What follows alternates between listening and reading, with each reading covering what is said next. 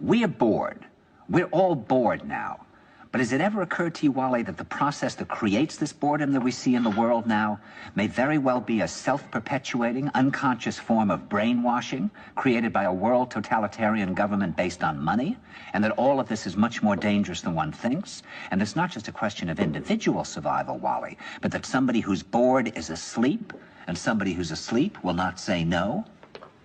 See, I keep meeting these people. I mean, just a few days ago, I met this man whom I greatly admire. He's a Swedish physicist, Gustav Bjornstrand, and he told me that he no longer watches television, he doesn't read newspapers, and he doesn't read magazines. He's completely cut them out of his life because he really does feel that we're living in some kind of Orwellian nightmare now, and that everything that you hear now contributes to turning you into a robot. And when I was at Findhorn, I met this extraordinary English tree expert who had devoted his life to saving trees. Just got back from Washington, lobbying to save the redwoods. He's 84 years old. He always travels with a backpack because he never knows where he's going to be tomorrow. And when I met him at Findhorn, he said to me, "Where are you from?" And I said, "New York." He said, "Ah, New York, yes, that's a very interesting place. Do you know a lot of New Yorkers who keep talking about the fact that they want to leave but never do?" And I said, "Oh, yes." And he said, "Why do you think they don't leave?" I gave him different banal theories. He said, "Oh, I don't think it's that way at all."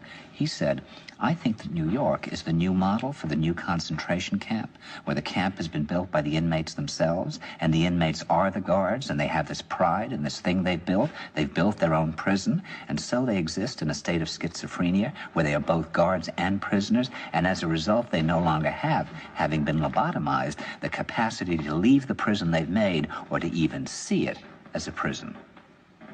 And then he went into his pocket and he took out a seed for a tree and he said, "This is a pine tree." He put it in my hand and he said, "Escape before it's too late." See, actually for 2 or 3 years now, Chiquita and I have had this very unpleasant feeling that we really should get out. And we really should feel like Jews in Germany in the late 30s. Get out of here. Of course, the problem is where to go, because it seems quite obvious that the whole world is going in the same direction.